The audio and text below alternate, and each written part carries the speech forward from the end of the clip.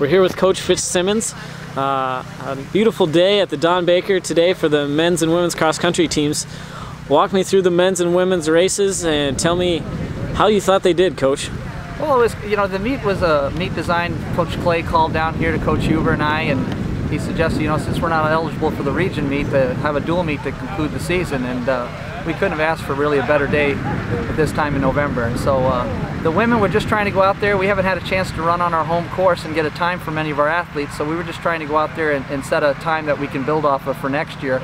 And that went very well. I mean, in many ways, we were better today than we were at the conference meet a couple of weeks ago, which is kind of the way our training program's been going. We're, keep moving ahead. The men were awesome today. We were shooting for 26 minutes, and I think we had 2 or 3 athletes real close to that. Given the conditions with a little bit of wind and a little bit of cold, you couldn't have asked for better effort out of our entire men's team. It's a nice way to end the season. Always fun to end the season on a high note. We had a great conference meet. Our athletes are young. They've progressed nicely throughout the year, but we know there's better things in store for us, and certainly we'll see a little bit more of that indoor.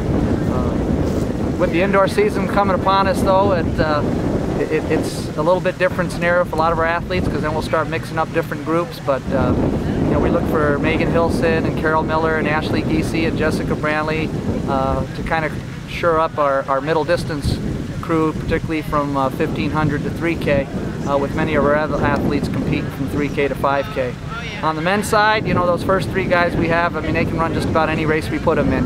They've got enough leg speed to run down in the 800 all the way up to the 10K. So we look for some exciting times this indoor season, and then even when we get to outdoor as well.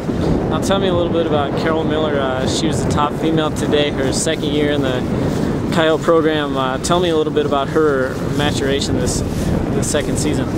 Well, it's just incredible. This is only her 3rd year of running cross country. They started their cross country program her senior year of high school. She was 3rd in her class in the Nebraska State meet. And when she came in here, it was pretty green. And then, of course, you're asking her to go from 4,000 meters to 5,000 meters, and she'd only run a 4K a couple times in her career already. That 1 year of maturation apparently was huge, because she's a totally different runner this year. She's a stud. She's one of the stars, and I look to see her continue doing that, for years to come in our cross program. On the men's side, 2 true freshmen in Mettler and Brenner that really paced the squad this season. Tell me about the duo of those 2. Well, they're such bright young men, and they're such studious athletes. They study what they're supposed to do as an athlete. So dependable, so accountable. They run so savvy.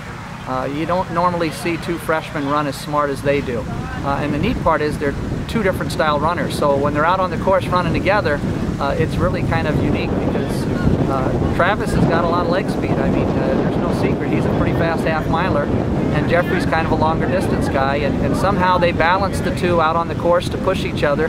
They've traded off on and off the season, and then Ethan Marquardt, our sophomore and top returner, he's right off the pace. And so with those 3, we feel like we've got a great nucleus to build on for years to come. Coach, we appreciate your time, and we'll catch up with you during the indoor season. Hey, looking forward to it. We're here with sophomore Carol Miller after today's race. She was the top female finisher for USD. Carol, walk me through your race a little bit today. Well, we just had a team goal, basically not to let North Dakota go 1, 2, 3. So that would give them an automatic win. At conference, they put 2 in before our first. So our goal was just to get in before they got 1, 2, 3 in, and we did awesome with it. We got 7 in, I think, before their second runner. So we accomplished our goal. Good. You and Megan Hilson have kind of gone back and forth as USD's top runner this fall. Tell me a little bit about your chemistry with her. We just have a big support group, I guess. As a team, during practice, during races, we're always encouraging one another, and just kind of depends how we're feeling during the day. But there's a lot of encouragement there, and a lot of encouragement going on during the race. Now, this was the last race of the 2010 season, and it's your second campaign for the Coyotes. How did you feel about your season? Season was great. Everyone ran awesome. I think we trained smart this year and trained perfect. As you could tell, we peaked just at the right times. Conference and this meet, we all ran great. So it was a good season overall. proud of our team.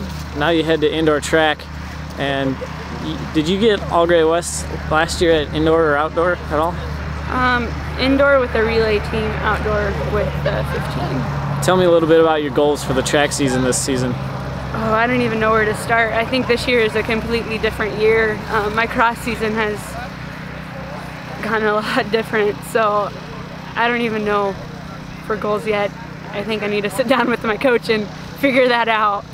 I need a little guidance on that.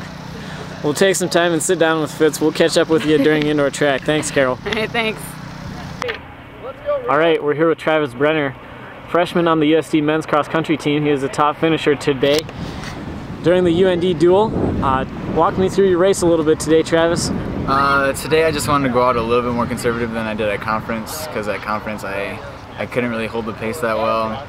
I laid back kind of with Jeffrey because I know his racing style, and his racing style is kind of what I would like. Just go out through the first K a little bit easy, and then try and finish as hard as you can.